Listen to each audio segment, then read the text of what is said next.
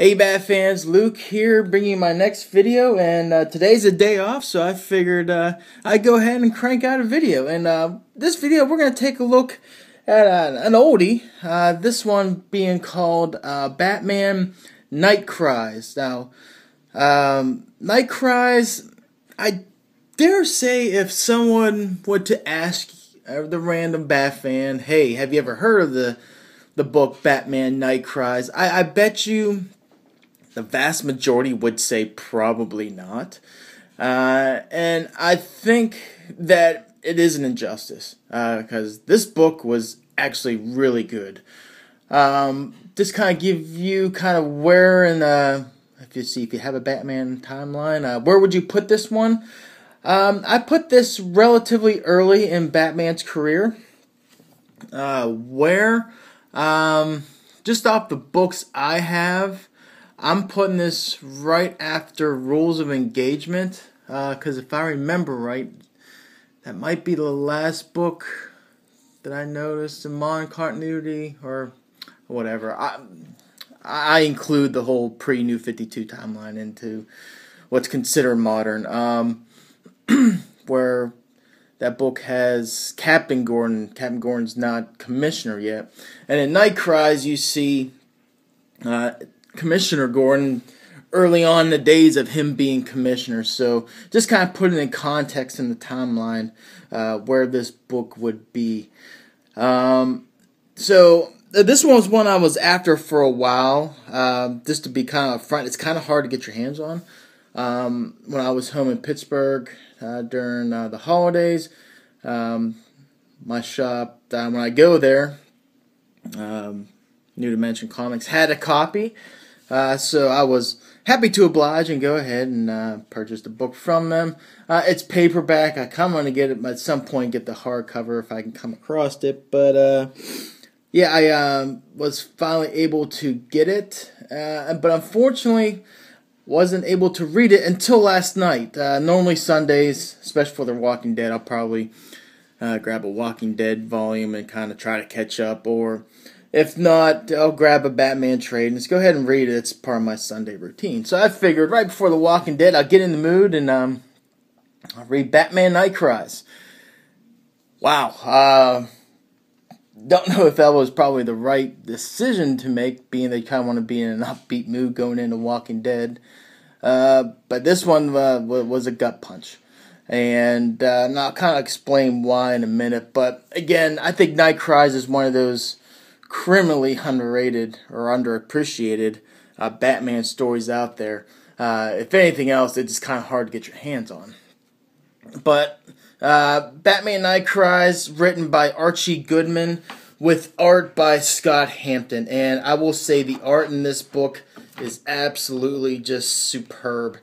The whole book, and it's kind of in a weird kind of format, the way the book is constructed. If you have like your standard trade, I think the edge of the pages will kind of come to about right here. But this one's kind of like a longer type of print, so it kind of sits awkwardly on your shelf. But the art in this is just phenomenal. It almost takes you back to kind of like Arkham Asylum, the book by Grant Morrison, in that the art is a very dark and kind of like painting style, and it's just sets a mood to the story, which is just totally awesome. This is a very dark and, I will say, disturbing book, in that it tackles a subject matter which not too many people are willing to kind of discuss. And it does so in a way that's really does hit you pretty hard. But again, the art in this is just awesome. It's again that painting style, and it has a dark feel to it. It really does accentuate the mood and the story that it is telling in the inside. I'm trying to see the one page. Definitely has some graphic scenes to it. Not really graphic. It might not be the best kind of way to see it, but you see there's a crime scene where you see a dead person laying head first into the bathtub of the the tub being full of blood, a la, Dexter back in there. I think it was like, which one was it when he had his wife killed? I can't remember. But anyway, so the art by Scott Hampton is just beautiful to look at. And what happens in this story, it deals a lot with, we'll call the secondary being the drug traffic market in Gotham, but additionally deals with the topic of child abuse, in that it does so not overtly. It goes after the subject of the story, and it doesn't really hit you over the head with it, but it does so very subtly to the fact that you get what the story is being told about, and yet it does hit you really hard, because it's a difficult read, and one that I think you could not get away with any other character kind of going after this way the story's being told. Batman being a very dark character, going after a very dark subject matter. I think you can get away with it being told in the Batman story. Also, the fact that, obviously child abuse is being just awful. But Bruce kind of suffering tragedy as a child, you can kind of see a way where Bruce and Batman kind of really does have a soft side for the children out there. And that is somewhat kind of touched upon in here. And giving you just a brief kind of overview of the story. I'm not going to go too far in depth in this because I really do highly recommend everyone, if they can, get this book and read it, because it's an awesome book. It's one that, just keep in mind, it is going to probably hit you in the gut pretty hard. It's a moving book. It's a one that it will get you. You just don't expect a happy-go-lucky story, because it's definitely not in. But I like this theme that you see at the very beginning and the end of this story. Is you open up and it says, bats are nocturnal. They rely on highly developed hearing using echolocation sonar to avoid collision and capture prey. They emit high-pitched cries up to 5,000 hertz, as many as 200 per second, that echo from object encountered, providing information about its size and distance. Blinded bats move easily through complex obstacles, but deafness leaves them helpless, unable to find their way. And what I like about that analogy as you open up is that, it's the cries, the night cries of the children that Batman's using to kind of help those in need, and that's kind of revisited throughout this story. And what we have here is that Bruce Wayne has opened up a new venture, one of his philanthropy projects, where there's opening a safe house for victims of child abuse. And there's basically seeing here 3 characters inside. There is a psychiatrist, there's a medical doctor, and there's a female, I can't remember if she was a psychiatrist too, I can't really remember. But they're at this event thrown by Bruce, and they're kind of really spearheading the project and really trying to get Bruce to become more actively involved in this. But as you see in the beginning of the story, Bruce is kind of distracted because he's dealing with this murder case that he came across, him and Commissioner Gordon, where there's a house in the slums where there was a drug trafficker there, and his whole family was killed. Obviously the drug dealer, the wife, and his child. And Batman is really kind of caught up in the case. And as you see throughout the story, Batman is really digging into the case, and he does find out that it's drug trafficking related.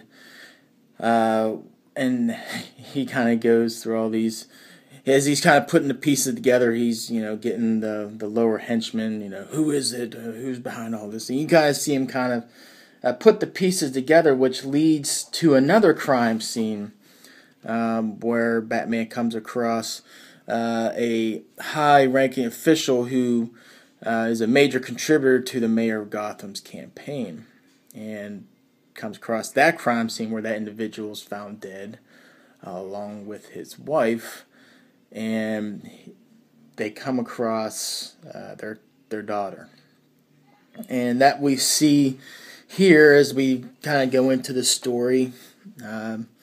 That the mayor's one of the mayor's major financial contributors kind of abused, and I'm gonna just gloss over this. I'm not gonna go too far in depth in the type of abuse, but abused his daughter, and initially Batman kind of doesn't see that connection. He's more connecting the dots of the drug trafficking and whether or not there being a kind of retaliation to the threat of the drug market. But the story kind of evolves to where both victims of both crime scenes all had a commonality of child abuse. And the one where the individual was contributing to the mayor's campaign kind of being the far extreme type of child abuse. And that's where I'm saying this story will kind of get you in the gut.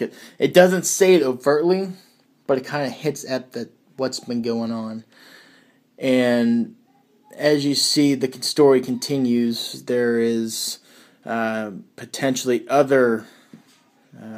at this point, obviously, Batman figures it out, that it's child abuse that's linking everything together. Even how the victims were killed, as you see in the story. I'm not going to spoil it, but in the way that, especially in the second murder scene, how the individuals were killed versus the husband being crashed through a TV screen and the mother being hung by a telephone. It all has a symbolism, which again, I'm not going to spoil it, but it really does. It's cleverly crafted by Goodwin in here. It correlates into their misdeeds and how they were killed. And it all kind of comes together at the end.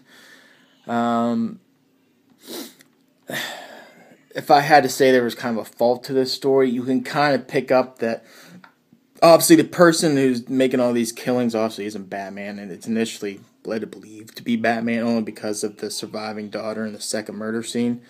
Kind of says it was Batman, but obviously not once you get kind of the back history of one of the other characters in this book. But yeah, it does kind of become obvious who could have been the individual, committing these murders and these crime scenes, and you just kind of piece it together. As you kind of read through the story. But it does wrap up pretty good. The ending is not a happy ending in any way. I don't think you really find, other than obviously the daughter of the survivor of the second crime scene, no one really wins in this story per se. It kind of continues that theme. It's just it's a hard hitting story that does hit you in the gut, and it's a tough read. Not that it's tough for you to easily comprehend. It's just the way the subject matter is kind of put forth, and in the way the imagery is put. It's tough. It's a tough read. It's a very good read, and again, I highly recommend this one. I love Gordon in this. Commissioner Gordon in this is awesome. You do get a little cameo appearance of James Gordon Jr. Why you don't see him called Jimmy too much is kind of explained in this, and you kind of get a little bit of a back matter into the to the history of Commissioner Gordon as he was a child, which again is kind of disturbing in its own right too. What you kind of piece together, because again, what you see in the story, the disturbing parts in this, it's not thrown right at your face, but it's thrown in subtly where you can kind of connect the dots. But I thought Commissioner Gordon was done just excellently in this. Just the character, the way he's portrayed, kind of him being the on the street cop caught up in the politics of being a commissioner that you see even today, kind of ride that line. Is done really well in this. James Gordon Jr. Yeah, you kind of see kind of the breakings of what he kind of comes to be later on in life, but just the struggle in the Gordon family. You don't see Barbara Babs, Batgirl in this, but you see Barbara, James Jr., and Commissioner Gordon in this. Small cameo by Detective Bullock in this as well, but I love how Gordon was portrayed. Again, if I kind of had to knock this book, it's mainly because I think it's semantics. Just the way it kind of sits on your shelves, it kind of sticks out just the way it's kind of printed, but that's a crazy complaint. I don't even consider that really a bad. It's just reality. It's just going to sit weird on your shelf. And the fact that it's not very easy to come across. I saw it on eBay the other day for like $40. Yeah, it's like, good thing I came across it, that shop in Pittsburgh. But it's one, if you can get your hands on it, it's an awesome read. It's awesome, but it's one where you just kind of just be forewarned. It's going to be one of those ones that are, just the subject matter. It will hit you deep. And it was a fun read. Highly recommend it. If I had to kind of put this on a scale of 4 out of 5, I kind of put this in about the 4 out of 5. I guess really, if I had to really knock it, you can kind of figure out who's the person kind of committing these murders. Probably about halfway through, you might be able to start putting the pieces together. If not 3/4 of the way, you're like, okay, I got it. I think I know who it is. But I'd say pay attention to the early part of the book. But those are my thoughts on Batman Night Cries. If anything else, just a beautiful book to look at. Just the art, the way it's done. But again, the story, awesomely done while it being very depressing. Don't watch it before The Walking Dead. That was dumb on my part. Going into The Walking Dead already in a really sour mood, so probably don't want that. But anyway, Batman Night Cries. Hit me up in the comments below what you thought of the story, if you have read it, and if you're kind of curious, want some more details about it, hit me below. If you're just not going to be able to get it and kind of want to know a little bit more about it, let me know. We'll bat chat about it, and we'll kind of go from there. So, until next video, take care, everybody.